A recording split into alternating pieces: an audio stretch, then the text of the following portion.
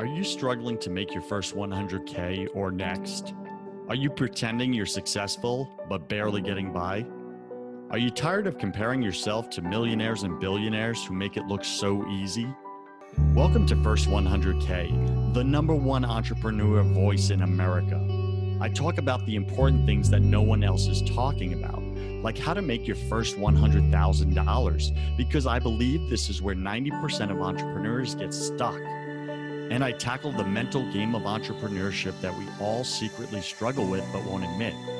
My guests are successful entrepreneurs who share their mistakes, their #1 fears, their daily habits, and their superpowers that push them over the 100K mark. I'm your host, your coach, your friend, Joseph Warren. I'm also a 10-time failed entrepreneur and the owner of 2 co-working spaces here in Tampa, Florida. This show was created for you, the entrepreneur who's pushing to break through the elusive 100K milestone. Wherever you are in your business, you're just 100K away.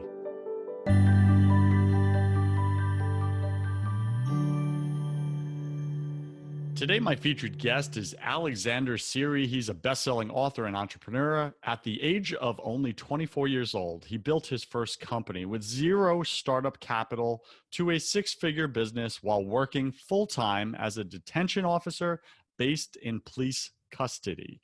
Since resigning from the police force, Alexander has built his second company and is now the founder and CEO of Shifts to Success, a specialized business training company that supports members of the police and NHS to build successful businesses. I absolutely love having guests like Alexander on because he has niched his business down. He's specialized. You know exactly who he's speaking to, and people could put their hand up and say, hey, that's me. I want to work with you. So his clients have had such outcomes as building 6-figure revenue businesses, coming off antidepressant medications, resigning from their jobs, increasing profits up to 200%. They've won national awards and cleared debt. So Alexander's ethos of living life on your own terms and not becoming a wage slave. That's you, Startup Nation. Why sacrifice your happiness for a wage? That's what Alexander really is passionate about. He also wrote his business book, Police Officer to Entrepreneur, in 2017, which has reached #1 in 3 different categories. Alexander, welcome to your first 100K. Go ahead and fill in some of the gaps in that intro, would you? Thanks for having me, Joseph. Yeah, absolutely. Going back to when I was working in the police force, I decided there and then that the career for the police wasn't for me. And the reason for that really is because I could see a lot of my colleagues who were in the job, who were 5-10 years in the job ahead of me, and they had all these problems, such as they were having mental health issues, they were depressed, they had anxiety, they weren't being treated with respect. And for me, I could see my road ahead, and I have the analogy that I like to use in life. And if we're baking a cake and we're adding in a bit of anxiety, depression, low income, not seeing your kids grow up, sacrificing your happiness for a wage, you mix that in a bowl and you mix it up and you put that in the oven, which is the length of service in the police. 9 times out of 10, you're going to come up with the end result, which is going to be one pissed off police officer not happy with their career. And for me, I didn't want that outcome. Okay. And there's a great Chinese proverb that says, to know the road ahead is to ask those coming back. And I could definitely see my future, seeing these officers or how they were feeling. So in that moment at 24, I kind of had some soul searching. And I said, okay, well, what would my ideal life look like? If I could have a magic wand, what would that look like? And for me, it was living life on my terms with more income, more time to do the things I want to do, and passion in doing so. So I thought to myself, what about if I use these ingredients to actually utilize what successful entrepreneurs do? So if I added in a bit of persistence, resilience, determination, making sure I was studying personal development, getting mentors, and I mixed that in a bowl and I put that in the oven long enough, 9 times out of 10, I'm going to get that same result. So long story short, I was able to go into business, use those ingredients, and within 18 months, I built my six-figure company, property industry, so property development, and I resigned in a very smelly fashion. Before I resigned, unfortunately, a detainee had covered himself in his own feces and had decided to wrestle me, and I was covered. So literally, I had to go through shit for me to get to my freedom. So Shawshank Redemption or Shawshank Redemption, he climbs through the sewer to get to his freedom. Is a bit like that, just not as not as glorified. So the sewer came to you, The is what I'm sewer came hearing. to me. Yes. Wow, what a fantastic story. And what I love best about that, and this is for you, Startup Nation, is Alexander got really wise. And the first step, I think, to wisdom is to get quiet, to step out of what it is that you're in or distracted with, to step away from it so that you get this really gift of objectivity, to really look at the situation from the outside in and say, hey, is this what I want for my life? The ingredients, as Alexander's saying, that are going to create the future life I want to create for myself. And I love your metaphor or analogy of the cake, because yeah, you're throwing in all these bad ingredients, a drop of poison here, a drop of poison here, some feces here, just really bad ingredients. And most of us do that, and then we expect the cake 20 or 30 years out to taste delicious, when in fact it tastes terrible, and then we don't want it, we reject it, then we go on, we start taking medications, drugs, all this other stuff, alcohol, to cope with that bad decision we made 10, 15, 20 years ago. And what I'm hearing you say is, hey, nip it in the bud now, look at the ingredients, what's going on. And then I love your Chinese proverb, to know the road ahead is to ask those already coming back. So what advice do you want to give to Startup Nation right now who feel they're stuck on that road right now? Maybe they have stepped out for a moment, they've assessed, they've seen their situation, and they're like, man, this is not a good cake I'm creating for my life. But how do I get out of it? What do I do? I have bills to pay. The bills don't stop. How do I make that shift? So what would you say to them right now? It's a great question. So I've got a bit of a terminology that I like to use, that your environment dictates your performance. And what I mean by that is, being in an environment of low performance can indicate a low performing output in terms of your work ethic, your motivation, your inspiration. And what I utilized very early on was that I changed my environment by putting myself into reading books, listening to podcasts just like this, getting mentors as well. And going back to that Chinese proverb, to know the road ahead, ask those coming back. Well, if I had successful mentors teaching me these things on how to do things in my current situation, it was going to drastically shorten my time frame. So when I actually started my first business, I actually invested in myself, in a mentor. It required money, and hard work, but that allowed me to give me direction towards this ultimate vision I had, which was resignation from the job. So if anything, is to change your environment, because if you are surrounded by people or your fact in yourself and these thoughts that come around saying, I've got a full-time job, I've got kids, I've got bills coming out, I'm not good enough, I haven't got these skill sets. If that shit goes on in your brain and you've got people around you saying the same thing, unfortunately, they are going to be the handcuffs that determine your life, and they're going to keep you exactly where you are. Whereas having a mentor, reading books, listening to podcasts, that allows you to almost change your frequency of thinking to elevate and just make sure you're moving in a different direction altogether. So a big one is just changing your environment. Big, almost life-changing immediately. Startup Nation, your environment dictates your performance. We're speaking with Alexander Seery. You can find him at shifts2success.com, shifts2success.com. And he's so right. Oh my gosh, he's so right. Just from my own life experience, it's like whenever my performance was really crappy or less than what I wanted, if I looked back at who am I surrounding myself with? Where am I located, so to speak? What does this environment around me look like? It kind of always matched, Mhm, my performance, my results. And and you have to make that break. And it's mhm, scary. I get mhm, it. It's so scary. It's because you can't see what you've never had, right? You can't see it. It's an unknown. And I think one of the worst fears is the fear of the unknown mhm. because we don't know what we're going to get. However, it's also where we get some of the best things in life when we step into that unknown. You've hit the nail on the head. Again, I like my analogies, and I was scared at that time. I was 24 years old. I've never been in business before in my life. I've got I'm not. I was broke at the time, so I was limited on renal financial resources. I was worried. I was fear of failure. I had all these thoughts going on. I wasn't good enough, and it was scary. I was sleepless nights. I couldn't eat. I was having arguments with my partner at the time, and I What had was the thought worst negative self-talk? What was that worst thought that just crippled you, kept you in handcuffs? Do you for remember? too long. It was worrying about what other people thought. Ultimately, if I'd failed and looking like an idiot, that was the biggest thing for me.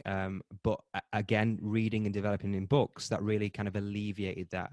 But just going back to the unknown, what I like to say here to my own clients is that let's pretend we're in a car, okay? It's pitch black. We can't see anything. It's nighttime, and all we've got is the headlights on, okay? And the headlights can only see so far ahead, probably a meter, 2 meters maybe, and we're static, and that road only appears for 2 meters ahead, right? We can't see to the side because it's dark, but we put our foot on the accelerator, on the gas, right? The road starts to appear more and more. And we don't question that the road is going to appear. We know it's going to appear as long as we keep going. So, what I'd like to tell my own clients and anyone listening is that when you've got this vision of yourself, you don't need to see the entire road ahead. You only need to see the only first few steps ahead and make directional gains towards that vision you have of yourself. If you try and see the whole road, you're going to get overwhelmed and you're going to try and put all these pieces together, which reality is just not going to happen. So only focus on those next 2 steps. That's it. It's so difficult. It's so difficult to do it. It goes against our human nature to do it Mm, because we want to know the end result as to why I'm applying this effort, right? And what I'm hearing you say is trust the road, trust that the road is there, it's ahead, right? It's not just going to end in a cliff. Trust the road or trust the process that you're on. And if you continue just heading forward, keep your eyes on the road, keep your mm. eyes on the process, and just know that eventually it's going to get you to that destination. That's the winning formula. Is that correct? That is correct, absolutely. And also thinking, what is the worst that can happen? If I take these next steps, am I going to die? No. You're going to end up exactly the same place if you do fail anyway. So you've got everything to gain and nothing to lose.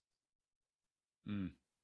Very powerful. All right, Alexander, let's get into, Startup Nation's been waiting so patiently for your top 3 tips and strategies that Yep. they can use to make their first 100K this year. What did you deploy into your business when you got started to really take it over that 6-figure mark? So your top 3 tips or strategies, make them practical, make them tactical, something that Startup Nation can implement this week, this month into their business to hit it in 2020? Sure, absolutely. So, in the property industry, my whole strategy around that was to raise finance from sophisticated investors so I could use their funds to then invest into properties. So, the whole strategy around my first business was to invest in using other people's money to invest into high cash flowing properties. Okay. And I would manage those properties on the behalf of those investors. So I would keep all the cash within my business and then run it out of the business to then pass on. I did that consistently. So that's probably the first one, consistent. And when you go into business, you are going to get so many shiny pennies, especially in an industry like the property industry. You're going to want to do developments. You're going to want to do, single house, family homes, and different kind of tactics and strategies around that. Instead, you need to stay consistent till you get to your goal. And one of my first coaches, he said to me, Alex, if you go off course right now, it's going to take you further away to your ultimate vision, which is that 100K was my first goal. So if I could say anything, pick a strategy and stick with it long enough that you get to your result.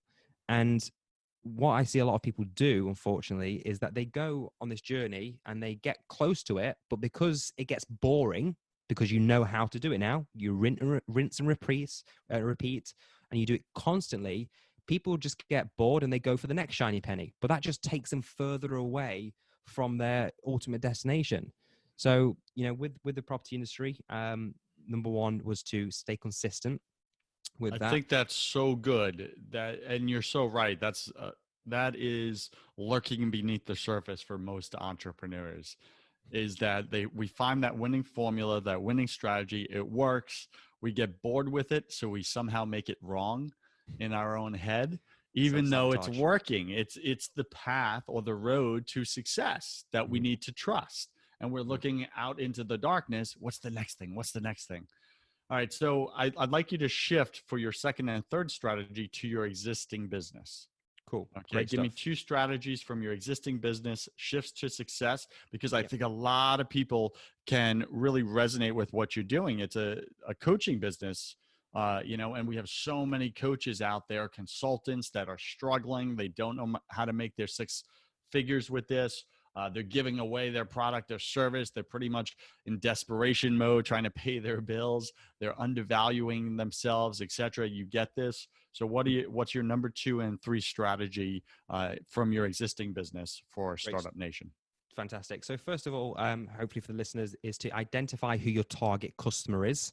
Identify and nail down that person, their demographics and psychometrics. So for me, it's ex-and-serving police officers, as well as members of the NHS now, National Health Service here in the UK. How did you come to pick that? Like, how long was that process? What was the conversation in your mind? How did you know that was the right selection? Because sometimes we'll find the ideal client, we know it's the ideal client, and then we'll second guess it, we'll have self-doubt, and then we'll get distracted and pick someone else. It's a great question.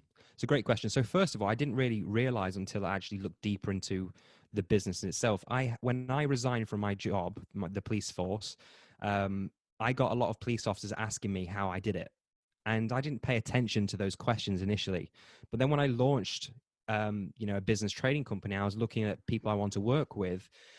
It hit me right in the head. Like, these police officers have been asking me for a long time. Why don't I help them? So that was number one. They was actually asking me. Okay. But number 2, it's a world that I'm from. So I know the problems they go through, which is actually one of the points I want to go through with the target customer. There's a great quote. You should have a PhD in your target customer's problems. Okay. Not a real PhD, but you should know about them more than they know themselves. Okay. You want to know their frustrations, their fears, their challenges, the mistakes they keep happening over and over again, because by only knowing that, you can then really define their outcome. And people buy to move from where they are, their pain, to where they want to be, their result. So by identifying a target customer and knowing their problems, you can then move towards their outcome. And once you know their problems and their outcome, you can then bridge that gap with your product or service, which for us is a business accelerator. So that would be number 2, really get deep into actually identifying that target customer, their problems and the outcomes. And here's the thing that I see a lot of entrepreneurs not do. Okay. I don't know why, because we need it. Sell. You need to sell. And when I started my company, I sold first. So I sold the idea. And how I did this was I had a website, I had my brochure, I had an offer form, my terms and conditions, and basically a contract, okay? And I met police officer after police officer after police officer in hotel lobbies, and I understood them, I questioned them, I probed them, and I got a lot of rejection, okay? And I met about 30 police officers, and nothing in the business was built. It was just the website, the brochure, and just this idea I had. So when I was speaking to these officers, I was selling the idea that essentially they thought was already been built.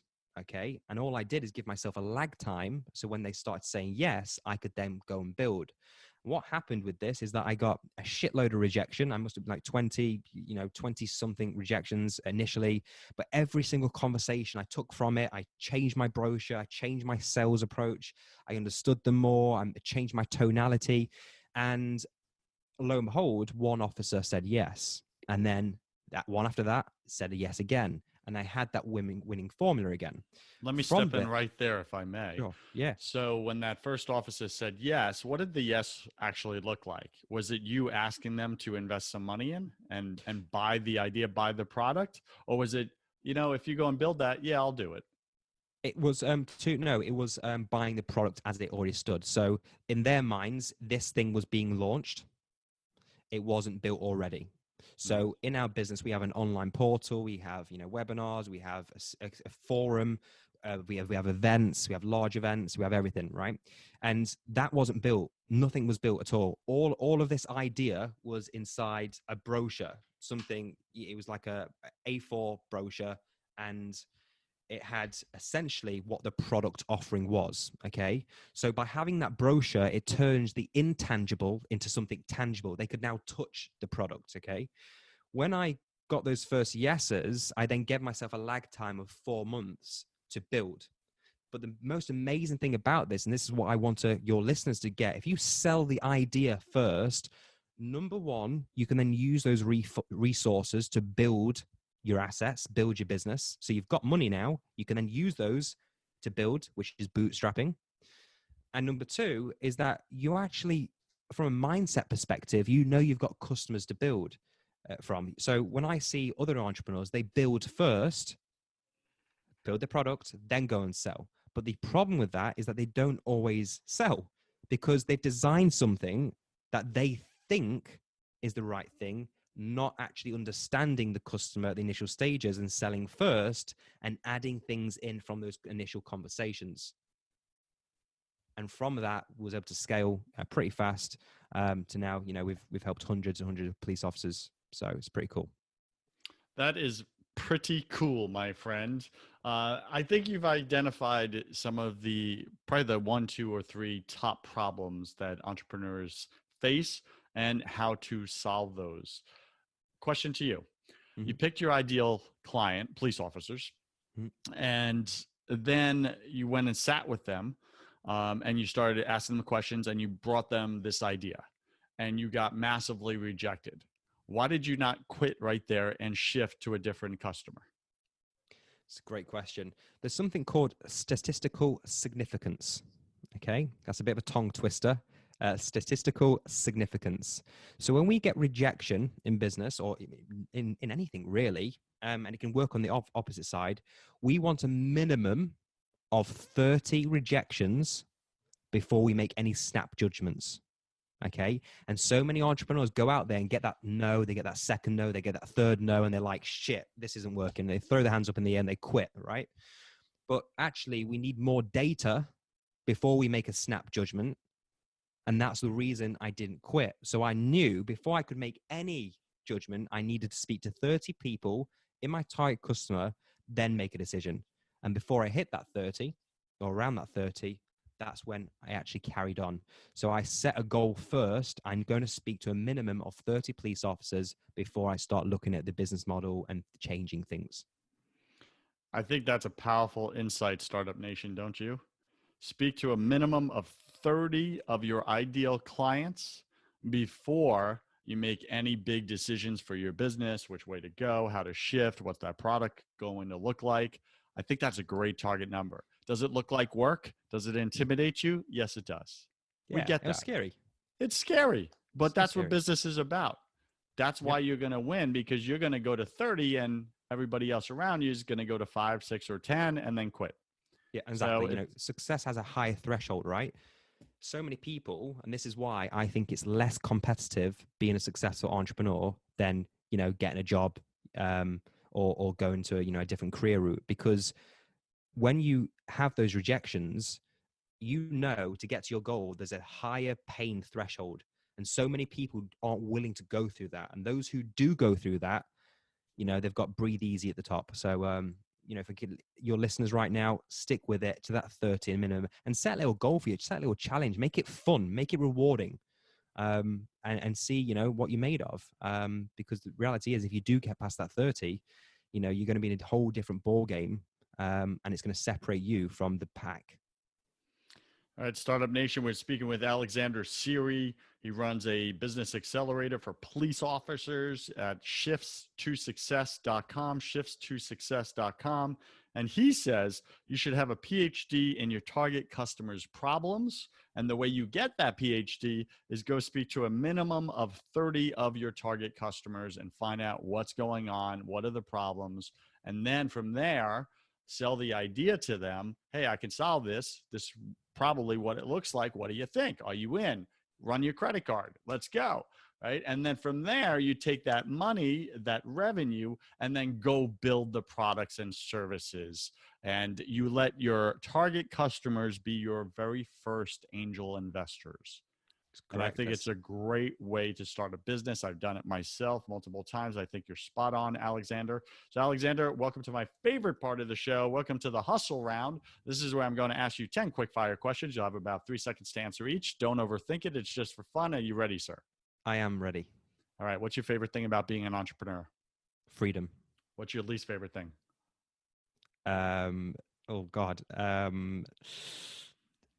Anticipation. Yeah. Anticipation. What are you most afraid of? Dying with regret. Dying with regret. Alexander, I believe we're all struggling with something at any given moment of our lives. Just part of the human condition. If you were being real and raw and vulnerable with Startup Nation right now and myself, what are you struggling with right now, personally or professionally?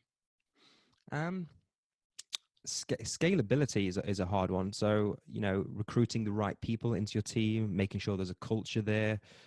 We all work virtually, see my employees, my team. So having that at the cornerstone, the backstone of the actual business is key. And I think as we scale, one of our goals is to go to America and help US cops.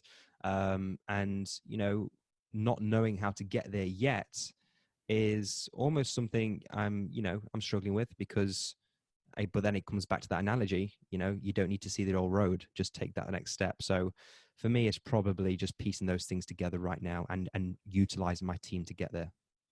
I think that's great. What did you spend way too much time doing your first year in this business? Selling myself, actually. When we started generating leads, I was selling myself initially a lot, but we was having so many leads, I should have hired quicker so I could then teach my second salesperson to sell so we can cover as much ground. Okay, got it. So just to clarify, you were selling by yourself on your own, not selling who you are yourself. That's correct. Clear. What secret fear do you have about people? That they can damage reputations that may not be wholly true. Because of social media, I feel like every business has its own small town. And if you get one negative review and stuff like that, it can damage your reputation. Luckily, ours are police officers and they're really good clients, but I see it time and time again with other businesses that get one bad thing. It's just, it's not good for that owner. I agree with that. What do you wish you had learned sooner in business? That I can make it. Yeah. That I can make it. I wish I started sooner. Yeah. Got it. What's a new habit you want to form?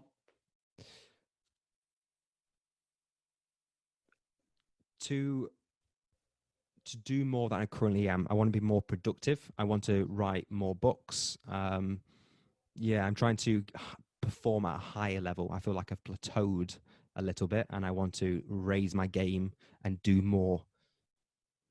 Got it. Sounds like you got bored. Yeah, right. When you get a team, it's like everything's delegated. So you're trying to fill the gaps. And what's a bad habit you want to break? Taking too long to make decisions. Pick 3 words to describe who you are now. Determined, inspiring, and caring.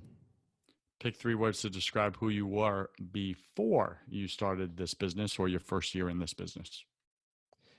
Nervous, um, impatient, and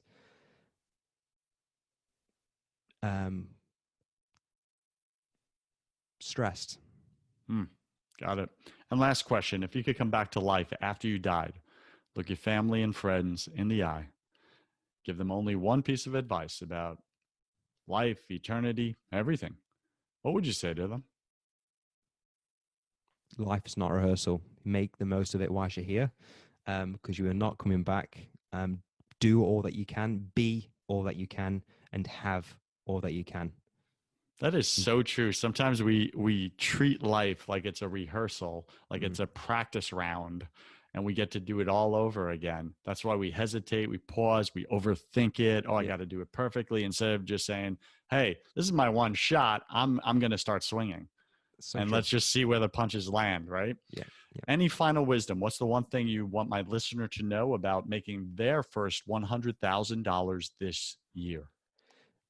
Imperfect action is better than perfect inaction. And you've hit the nail on the head. We try and slow our pace down. We try and make sure we're perfect. And people are afraid to stumble their way to success. And the reality is you're going to. So make sure that you stumble, as much as you can. The quicker you do stumble, the quicker you do get those hit setbacks, the quicker you're going to gain that success. So don't delay yourself trying to get something perfect. Just know that it's going to be imperfect and get yourself out there. And don't forget, you are dying. You've got a clock on your life right now, and that is ticking. So, don't look back and make utilize your time a lot better. All right, Startup Nation. We're speaking with Alexander Seery. He's saying, run your business, build your business, grow your business as if you're dying. Like, move with that intentionality. I agree with you, brother. Mm-hmm. And it's important to just be present to that thought. Maybe there's maybe Startup Nation, you want to put like a big sign in your office or in your home office, wherever you work, that says, today I'm dying or something like that, right? Like, I'm dying every day. What do I want to do with today? In my alarm on my phone, it wakes me up in the morning saying, live life fully, you're dying. And every single of my birthdays, I get a reminder saying, to my 80th birthday, hopefully I live longer, but on average, that I've got so many years left to live. And a great thing that everyone could do, something I did, is color 80 little squares on a piece of paper. Okay. And then color in how many those are until your birthday. So right now I'm 29, so I would cover in 29. And when you see a visual element of how many squares you've got left, that shit will hit you straight between the forehead.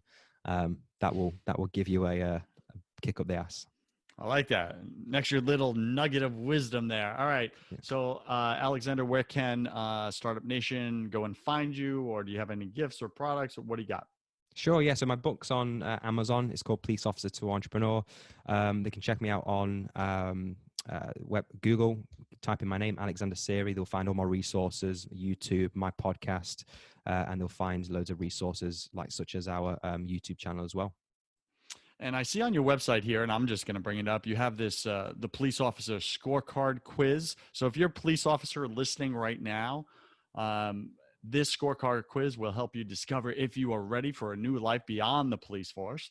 The quiz represents 25 yes or no questions and produces a scorecard based on the answers given. Results will show you just how ready you are for Alexander's company, Shifts to Success. So, Alexander, thanks for being on your first 100K. I wish you God's love, peace, and joy in your life, my friend. Thank you. Cheers. Startup Nation, you cannot show up authentically in your business without building faith in your business. If you want to have that conversation on the faith side of things, go check out my other podcast called Broken Catholic. On that show, I interview all different guests about why the world isn't working right now. Plus, I tackle unspeakable topics that you may secretly struggle with, but won't admit. We got to get your faith right to get your business right. Go to brokencatholic.com. I'm Joseph Warren, and you were made for greatness. So stop being a wuss and start being a winner. Have a blessed day, and I'll see you right back here next week.